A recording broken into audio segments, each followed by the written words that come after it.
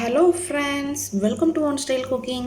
நாம் இன்றைக்கி பார்க்க போகிற ரெசிபி என்னென்னு பார்த்தீங்கன்னா ரொம்பவே சூப்பரான டேஸ்டான அப்பள குழம்பு தாங்க பார்க்க போகிறோம். வாங்க எப்படி ஈஸியாக டேஸ்டியாக செய்யலாங்கிறத பார்க்கலாம். வீடியோக்குள்ளே போகிறதுக்கு முன்னாடி கீழே உள்ள ரெட் கலர் சப்ஸ்கிரைப் பட்டனை கிளிக் பண்ணுங்கள். கூடவே பக்கத்தில் உள்ள பெல் ஐக்கானையும் கிளிக் பண்ணுங்கள். அப்போ தான் நான் போடுற வீடியோ எல்லாமே உடனுக்குடன் உங்களுக்கு தெரிய வரும். வாங்க இப்போ வீடியோக்குள்ளே போகலாம். அப்பள குழம்பு செய்கிறதுக்கு ஒரு கடாயில் நல்லெண்ணெய் சேர்த்துக்கோங்க. ஒரு குழிக்கரண்டி அளவு நல்லெண்ணெய் சேர்த்துக்கோங்க. எண்ணெய் காஞ்சதுமே கடுகு சேர்த்துடலாம். கடுகு பொரியும் போது அரை டீஸ்பூன் போல் வெந்தயம் சேர்த்துடலாம். கூடவே கொஞ்சம் பெருங்காயத்தூள், அப்புறம் கறிவேப்பிலை,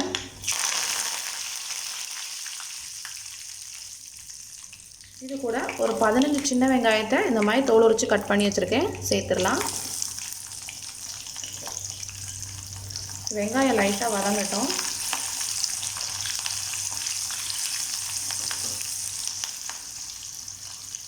பாருங்கள், வெங்காயம் இந்த அளவுக்கு வதங்கினதும் நம்ம ஒரு தக்காளியை கட் பண்ணி கூட சேர்க்கலாம். நான் வந்து அரைச்சி சேர்த்துருக்கேன்.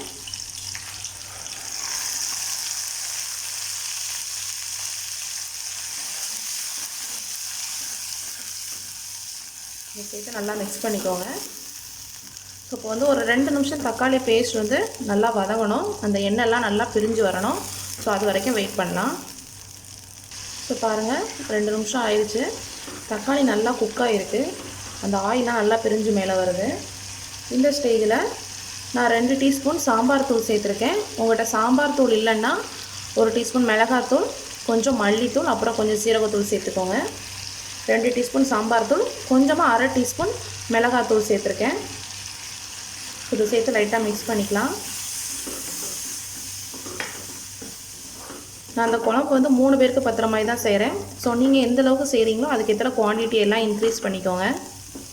இப்போது புளி கரைச்ச தண்ணியை சேர்த்துடலாம்.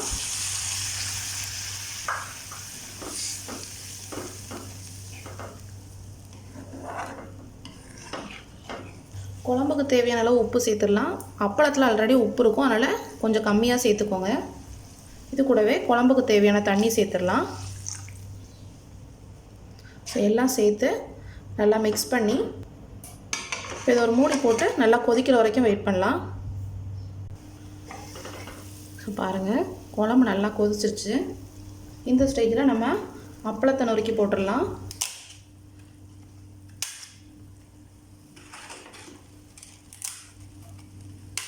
நாலு துண்டாக நறுக்கி போடுங்க. ஸோ இதில் வந்து பார்த்திங்கன்னா இந்த அப்பளம் மட்டும் தான் சேர்க்கணும் இல்லை, நம்ம கையில் விரலில் மாட்டுற அப்பளம், உங்களுக்கு வேறு என்னென்ன மாடல் அப்பளம்லாம் கிடைக்கும் ஸோ அதெல்லாம் சேர்த்துக்கலாம்.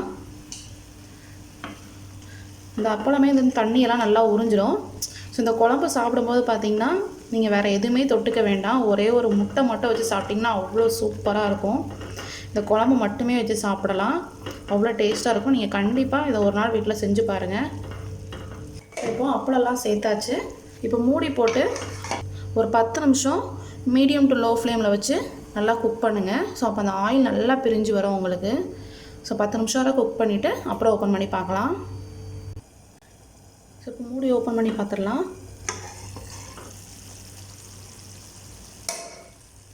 பாருங்கள், அந்த ஆயிலெலாம் நல்லா பிரிஞ்சு மேலே வந்திருக்கு. ஸோ இந்த ஸ்டேஜில் இந்த அளவுக்கு வெல்லம் சேர்த்துக்கோங்க.